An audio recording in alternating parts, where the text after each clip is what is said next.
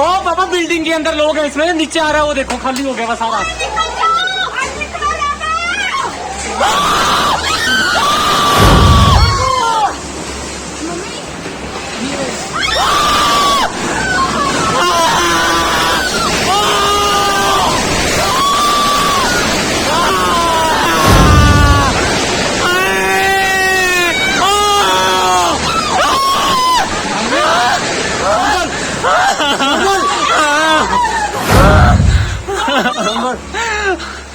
अरे बाबा इसके अंदर लोग तो नहीं पाए हैं। नहीं खाली कर देते हैं। चले जाओ यहाँ से, पीछे हट जाओ, पीछे हट जाओ यहाँ से।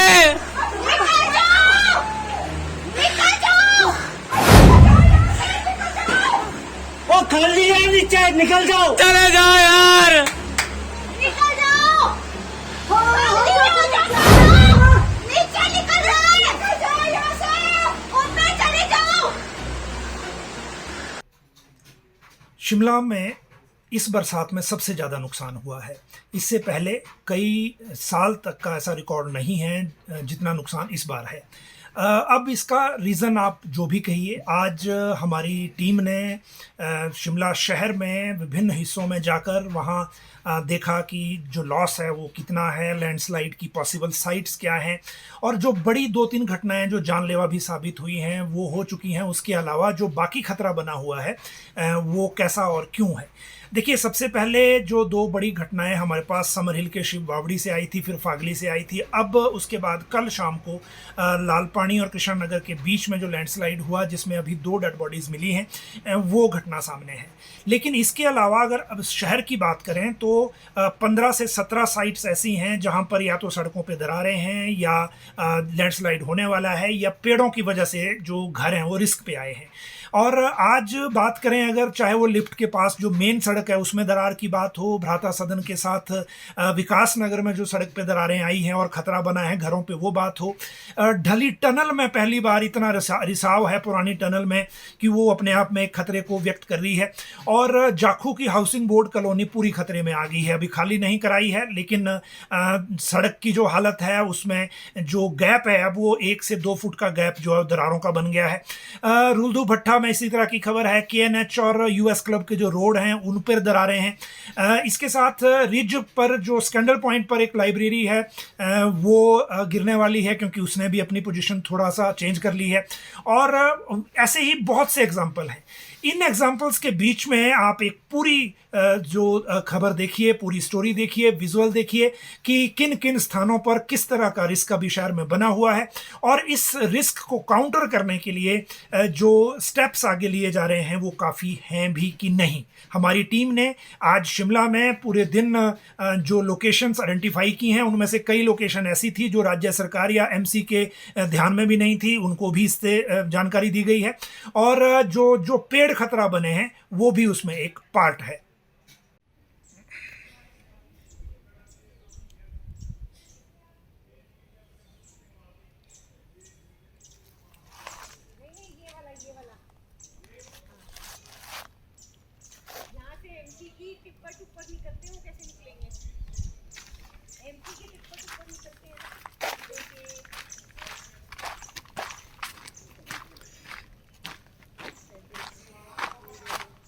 ये जाखू की हाउसिंग बोर्ड कॉलोनी का हाल है जो आप लाइव अभी देख रहे हैं।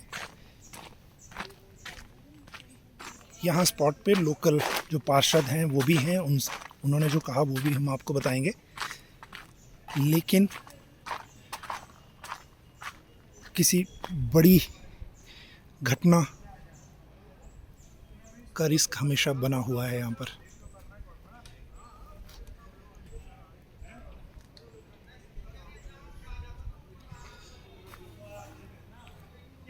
नमस्कार, मैं बेनमोर वार्ड की काउंसलर शीनम कटारिया।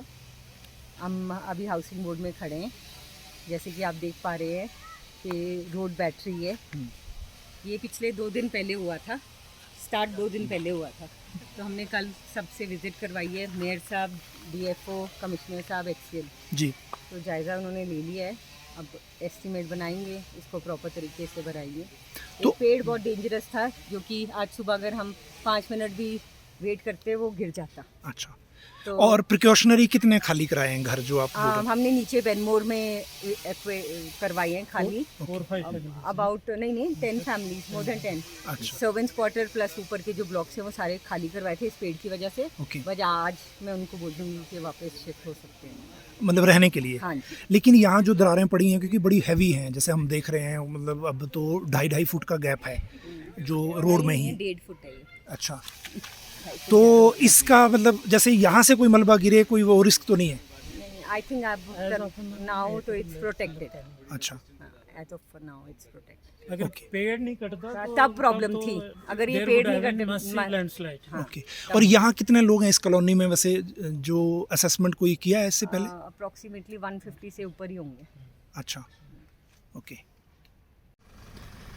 ये आप देख रहे हैं गवर्नर हाउस का रोड, जहाँ पे ऊपर से 2 पेड़ आए हैं और इसके बाद ये रोड खाली हो गया है नीचे को। और इन पेड़ों की वजह से जो बिल्डिंग टूटी है वो है विधानसभा अध्यक्ष कुलदीप सिंह पठानिया का घर, जिसकी छत को बीचों बीच से पेड़ ने तोड़ दिया है, बीच में से भूस्खलन हुआ है और ये बिल्डिंग अब रहने लायक नहीं बची है। अभी आप देख रहे हैं 2 पेड़ यहाँ और जो टेढ़े हो गए हैं इनको भी अभी कटवा रहे हैं और ये PWD फॉरेस्ट के अधिकारी अभी स्पॉट पे हैं जो इनको हटाने में लगे हुए हैं।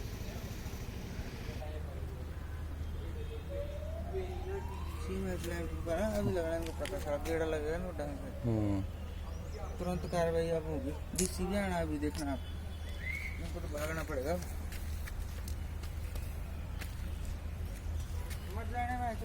फिर हाँ फायदा क्या फिर हो बिल्कुल फायदा यार, आप बताओ देखो ये बिल्डिंग जो खतरा था हमारी सारी बिल्डिंग भी साथ में। कौन सी बिल्डिंग आपकी भाई? ये आप सड़क देख रहे हैं, रिच माउंट जा रही है और एक तरह से सिल्ड रोड है ये, लेकिन यहाँ गिरे पेड़ों के कारण ऊपर वाला रोड भी खतरे में है, जहाँ बिल्डिंग आप देख सकते हैं धुंध के बीच में, क्योंकि शिमला में कंस्ट्रक्शन का सिस्टम ही ऐसा है। और नीचे जो भवन है उन पर ये पेड़ गिरे हैं जो इसके बीच में से नहीं दिख रहे हैं आपको अभी। ये देखिए, ये KNH का रोड है और ये हॉस्पिटल को रास्ता जा रहा है, जिसमें दरारें आप देख सकते हैं। ये सड़क भी नहीं टिकेगी। इसके ऊपर 2 बार लैंडस्लाइड आ चुका है इस रोड पर और नीचे घरों को रिस्क होगा।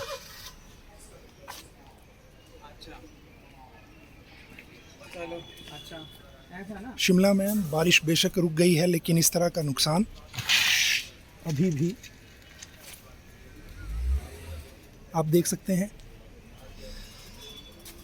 जो सड़क बंद है उसका हाल भी।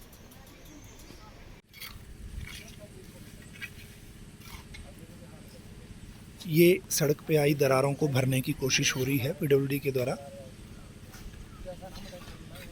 ये हम रामचंद्रा चौक से थोड़ा सा आगे हैं।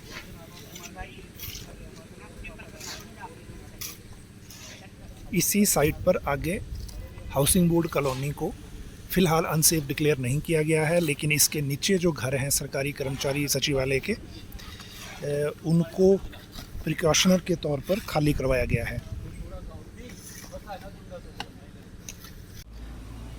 ये कोर माल रोड का नज़ारा है मुख्यमंत्री निवास के पास, जहां होटल हनीमून इन से ये लैंडस्लाइड आया है और सड़क बेशक खोल दी गई है, लेकिन जो खतरा बना है बिल्डिंगों के लिए वो आप देख सकते हैं। ये भवन जिसमें एक होटल है वो भी एक तरह से टंग गया है। अब सिर्फ रास्ता खोलने तक का काम चल रहा है। इस तरह के इंसिडेंट शिमला में इस बार बहुत हैं और इसीलिए खतरा लगातार बना हुआ है।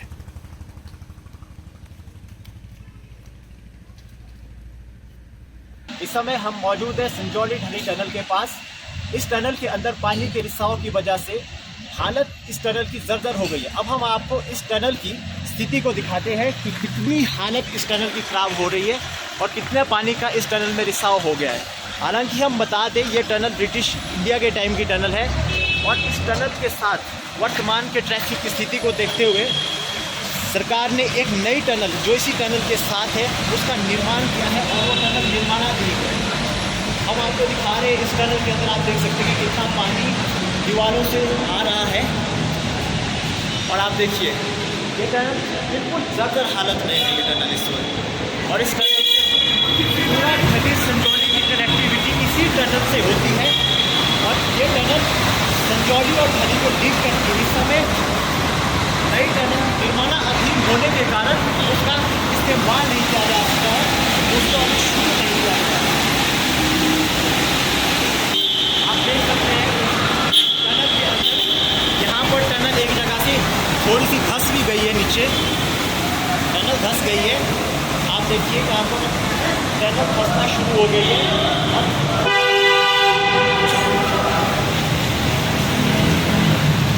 टनल के बाद पानी का रिसाव हो रहा है और ये पानी का रिसाव जो टनल में हो रहा है इससे टनल के धंसने का खतरा और बढ़ गया है।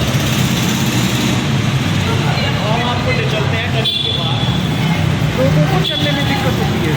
इस समय यहाँ पर लोग इस टनल में पैदल इस वजह से लोगों को इस टनल में आवाजाही से समस्या हो रही है।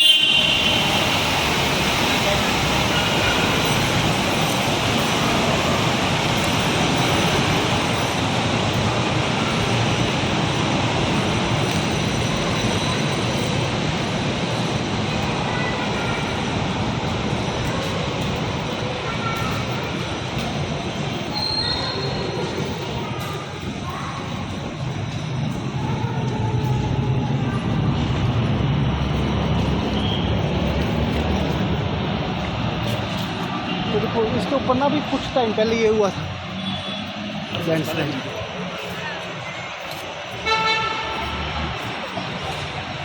अब हम मौजूद हैं ढली टनल के दूसरी ओर, जहां पर हम आपको दिखाना चाहते हैं कि कुछ समय पहले यहां पर ऊपर से लैंडस्लाइड भी हुआ था, जिसके कारण ऊपर 3 बिल्डिंगों को खतरा अभी भी बना हुआ है।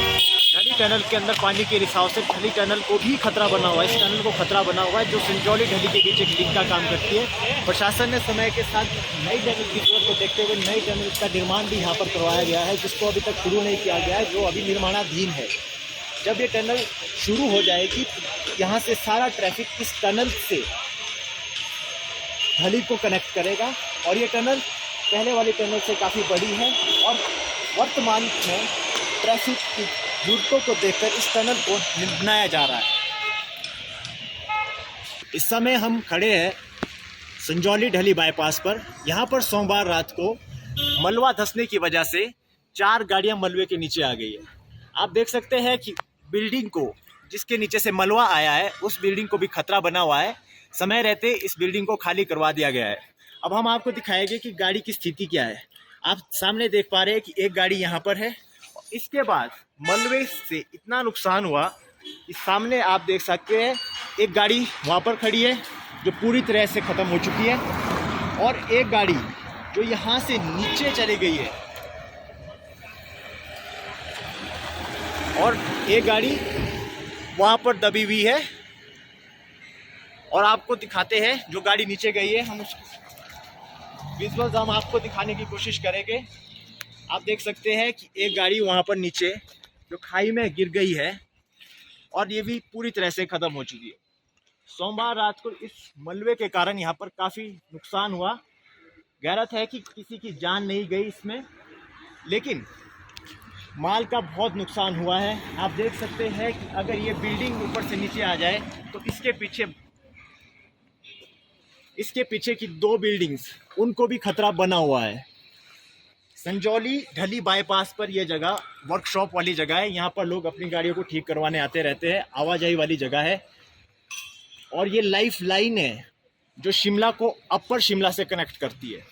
और उस लाइफ लाइन के ऊपर जो ब्लॉकेड हुआ है, इसकी वजह से काफ़ी नुकसान जो यहाँ पर ख़ास तौर से गाड़ी के मालिकों को उठाना पड़ा है, क्योंकि उनकी गाड़ी बिल्कुल ज़ीरो लॉस में जा चुकी है। इस समय हम मौजूद है शोगी ढली बाईपास पर शिव मंदिर के समीप। यहाँ पर 2017 में एक भूस्खलन हुआ था, जिसका कारण कुछ गाड़ियाँ उसके नीचे दब गई थी और नीचे लोगों के घरों तक मलबा चला गया था। अब इस स्थान पे फिर से इसी पहाड़ी से पत्थर दरकने शुरू हो गए हैं। आप देख सकते हैं कि कितनी गंभीर स्थिति बनी हुई है। इस रोड पे भारी ट्रैफिक होता है, लेकिन जो ये पत्थर ऊपर से आ रहे हैं किसी भी वक्त बड़े भूस्खलन के रूप में आ सकते हैं। हम आपको दिखाना चाहेंगे, यहाँ पर नीचे लोगों के घर है और लोग इन घरों में डर के साए में रहने को मजबूर है। कुछ लोगों ने तो अपने घरों से कहीं रिश्तेदारों के या कहीं गांव चले गए हैं। जब तक मौसम ऐसा ही बना रहता है तब तक वो अपने आप को इस स्थान से दूर रखने की कोशिश कर रहे हैं। प्रशासन को चाहिए कि कुछ व्यवस्था की जाए, जिससे लोगों को आश्वासन दिया जा सके कि ये स्थिति को संभाल लिया जाएगा। और आप देख सकते हैं कि कितने पत्थर नीचे आने शुरू भी हो गए हैं और ये पत्थर बिल्कुल धीरे धीरे पत्थर आ ही रहे हैं। ये 2-3 दिन से जिस दिन से बारिश हो रही है, ये तब से दरकना शुरू हुआ है। और ये टनल ये बिल्कुल समीप है, ढली टनल के बिल्कुल समीप ये जगह है जो शिव शक्ति मंदिर है। आपको हम दिखा दें, यहाँ पर ये स्थिति हुई थी 2017 में भी। यहाँ पर भूस्खलन से भारी नुकसान हुआ है और ये हाईवे बंद हुआ। इस हाईवे से शिमला का सेब चंडीगढ़ परमाणु की मंडियों के लिए जाता है और यहीं पर आगे भट्टा कुफर मंडी भी है, जहाँ पर एक गाड़ियाँ जाती है इसी मार्ग से। अगर ये मार्ग बंद हो गया या अवरुद्ध हो गया तो यहाँ पर सेब की गाड़ियों को भी रोका जाएगा, जिससे किसानों और बागवानों को भी काफ़ी नुकसान हो सकता है। इस समय हम खड़े हैं संजौली लक्कड़ बाज़ार वाले मेन रास्ते पर और यहाँ पर आप देख सकते हैं कि ऊपर से पूरी चट्टान नीचे आ गई है और कुछ पेड़ जो इस समय गिर सकते हैं। बहुत ही खतरनाक स्थिति में यहाँ पर पेड़ गिर सकते हैं और ये पूरा मेन रास्ता है, इस पर अभी आवाजाही को रोका नहीं गया है। कल रात को यहाँ पर पूरी चट्टान नीचे धंस गई है और म्यूनसिपैलिटी ने पेड़ों को काट दिया है जो यहाँ पर नीचे गिरे थे। और आपको मैं आगे दिखाना चाहता हूँ, यहाँ पर पेड़ों का मलबा साथ रखा हुआ है। यहाँ पर पूरे रास्ते को ढक दिया गया है और यहाँ पर बिल्कुल संकरा रास्ता हो गया है। इस समय 2 गाड़ियाँ भी एक साथ नहीं निकल सकती इस रास्ते से। यहाँ पर ये आज या कल ये बिल्कुल बहुत ही रिस्की जोन बन चुका है। ये पेड़ गिरेगा और इस समय यहाँ पर आवाजाही को रोक देना चाहिए प्रशासन को, क्योंकि स्थिति किसी भी वक्त बहुत गंभीर हो सकती है और जान माल का नुकसान हो सकता है। हालांकि पिछले कुछ दिनों से शिमला में हो रही भारी बारिश के बाद कई जगह पर भूस्खलन हुआ है, जिसके बाद कई जगह पर लोगों को जान माल का नुकसान हुआ है। और ऐसी गंभीर स्थिति में जो ऐसे पॉइंट हैं जो बिल्कुल असुरक्षित दिखते हैं, उन पॉइंट्स को चिन्हित करके वहाँ पर आवाजाही को रोकना बहुत ही आवश्यक हो जाता है। हम इसी कार्य को करते हैं, क्योंकि रस्सा बांधना और रस्सा निकालना, वो एक पेड़ों को किस डायरेक्शन में गिराना है वो इनको ज़्यादा मालूम होता है, क्योंकि पेड़ को काटना और उसको सही ढंग से गिराना भी एक टेक्निकल इशू है। इसको भी मैं चर्चा करूँगा इनसे कि अगर दूसरी 1-2 टीमें और हमको मिले, ताकि हम जल्द से जल्द जहाँ डेंजर पेड़ है, लगभग अभी हमारे पास 160 के करीब हमने पेड़ों को आइडेंटिफाई किया जो डेंजर, जो विभिन्न क्षेत्रों से हमारे पास इसका लिस्ट है, जो साथ के साथ हम निकाल भी रहे हैं। तो इसका कार्य युद्ध स्तर पे चला हुआ। सर, नगर निगम क्षेत्र में अभी तक बात करें तो कितने करोड़ का नुकसान हो चुका है, कितनी संपदा का लॉस हो चुका है? देखिए, इसका एस्टीमेट मैं जो पिछले 3 दिन से हमारे पास जो था, उससे पहले तो मैं नगर निगम की बात करूँ तो लगभग 15 से 20 करोड़ का अपना अंदाज़ा लगा रहे हैं। लेकिन जो 3 दिन पहले का बारिश हुई है वो नुकसान इससे डबल होगा। जो 3 दिन में हमारे को नुकसान हुआ वो शायद पिछले नुकसान से भी डबल है जो अब तक का नुकसान था, क्योंकि इस तबाही की बारिश ने 3 दिन में जो बहुत नुकसान किया वो शायद पूरे मानसून में नहीं किया। शिमला में, खासकर शिमला नगर निगम परिधि की बात कर रहा हूँ, लेकिन ये एक बहुत त्रासदी आई है हिमाचल प्रदेश में, और ये तो राष्ट्रीय आपदा घोषित होना चाहिए। कोशिश कर रहे हैं हम अपने स्तर पे भी और नगर निगम के स्तर पे भी, प्रदेश सरकार से भी हर तरह से हम इस पर मांग कर रहे हैं। देखिए, शिमला में एक जनरल टेंडेंसी थी और ये भी माना जाता था कि जो देवदार के जंगल हैं या देवदार का जो वृक्ष है वो नुकसान नहीं करता। इससे पहले इस तरह का एग्जाम्पल भी नहीं था हमारे सामने। अगर हम केवल बर्फबारी की बात करें तो जब हैवी स्नोफॉल हो जाता है तो लोड के साथ जो नुकसान देवदार की टहनियों को या पेड़ को होता है उससे बिजली चली जाती थी, कोई इससे ज़्यादा कोई नुकसान नहीं होता था। लेकिन इस बार जो एक नया ट्रेंड है वो ये है कि वो जड़ों के समेत पेड़ उखड़ रहे हैं और ये जो नुकसान है इसकी भरपाई नहीं की जा सकती, इसको रोका भी नहीं जा सकता। एक ये मान रहे हैं लोग यहाँ जो शिमला के पुराने रहने वाले हैं कि जो इस बार, क्योंकि जो बारिशें हैं वो बीच में जब गर्मी का सीजन था तब भी बीच में होती रही और बरसात भी ऐसी हुई है कि जो पहाड़ है वो पूरा पानी से भरा हुआ था। उसके बाद जब एक्सेसिव रेन हुई तो वो एक तरह से क्लाउड ब्रस्ट का जो सिचुएशन है वो हमारे सामने आ गई। शिमला में जो भी यहाँ टाउन प्लानर रहे या प्लानिंग इस शहर की हुई अंग्रेजों से लेकर अब तक, ये माना जाता है कि यहाँ क्लाउड ब्रस्ट नहीं हो सकता। आप माल रोड पर इंदिरा गांधी खेल परिसर का नाला आप देख सकते हैं जिसको पूरा कवर करके बिल्डिंग बनाई गई है। आप हाई कोर्ट में नीचे एडवोकेट चैम्बर देख सकते हैं, पूरे नाले को कवर करके ऊपर बहुमंजिला इमारत बनाई गई है। और लेकिन इसके बावजूद इस बार जो हुआ, जैसे एडवांस स्टडी के बैकयार्ड से स्लाइड शुरू हुआ और वो स्लाइड जो है कई रोड और रेलवे ट्रैक को तोड़ता हुआ जो मंदिर था नीचे उसको अपने साथ ले गया, जहां अभी तक 13 से 14 डेड बॉडीज मिल चुकी हैं और अभी 9 लोगों की और तलाश है जो उस दिन मंदिर के अंदर थे। तो इस तरह की जो ट्रेजेडी सामने आ रही हैं, इससे बचना एक तरह से ऐसा लग रहा है कि नामुमकिन है और राज्य सरकार को अपनी जो प्लानिंग की जो व्यवस्था है उसको नए सिरे से देखना होगा। कल जब ये सारी चीजें सामने आई तो उसके बाद मुख्यमंत्री सुखविंदर सिंह सुक्खू ने बैठक भी की, उसमें टीसीपी और यूडी को कुछ नए निर्देश दिए गए हैं। पहली बात तो ये कि जो ड्रेनेज सिस्टम है, जैसे हाउसिंग बोर्ड कॉलोनी जाखू अगर हम देखें तो सिर्फ ड्रेनेज की वजह से खतरे में है। अगर हम हिमलैंड में जो एक 6 या 7 मंजिला बिल्डिंग खतरे में आई है जो टंग गई है ऊपर, उसकी भी ड्रेनेज का ही इशू था। तो ड्रेनेज नहीं है। प्रपोज ये किया गया है कि अब जो रेगुलेशन है टीसीपी को इस तरह से होंगे कि जब बिल्डिंग बनेगी तो एक तो उसका ड्रेनेज सिस्टम जो है वो एमसी की ड्रेनेज से कनेक्ट होगा, वो उस भवन मालिक की जिम्मेदारी होगी। और दूसरी जो व्यवस्था टीसीपी के रूल्स में की जा रही है कि जो बिल्डिंग बनेगी उसकी पॉसिबल लाइफ को पहले डिसाइड किया जाएगा, नोटिफाई किया जाएगा कि ये स्ट्रक्चर जो बनाया जा रहा है ये स्ट्रक्चर कितने अवधि के लिए है। राज्य सरकार के ध्यान में सरकाघाट की टटी पंचायत से एक वीडियो आया है कल, जिसमें एक 3 मंजिला भवन सीमेंटेड था, कंक्रीट का भवन था जो गिरा, लेकिन उस 3 मंजिला भवन का जो बेसमेंट था वो 1.5 फुट का था, जो बिल्कुल ही एक तरह से जमीन पर बिल्कुल बिना बेस के उसको खड़ा कर दिया गया था। तो इस तरह की चीजें ध्यान में आ रही हैं। लेकिन अभी मेन चैलेंज ये है कि जो 3 बड़ी घटनाएं शिमला शहर में हो गई हैं, उनके अलावा जो बाकी 15 से 17 जगहों पे दरारें पड़ी हैं और पॉसिबली लैंडस्लाइड हो सकता है, उसको कैसे रोकेंगे? क्योंकि अभी हम मिड जो मॉनसून है उस पे हैं और इस टाइम बाकी सारी चीजों को छेड़ा नहीं जा सकता। अभी जो किया जा सकता है वो सिर्फ इतना कि लोगों को सुरक्षित स्थान पे निकाल दिया जाए और जो पेड़ खतरा बने हैं उनको हटा दिया जाए।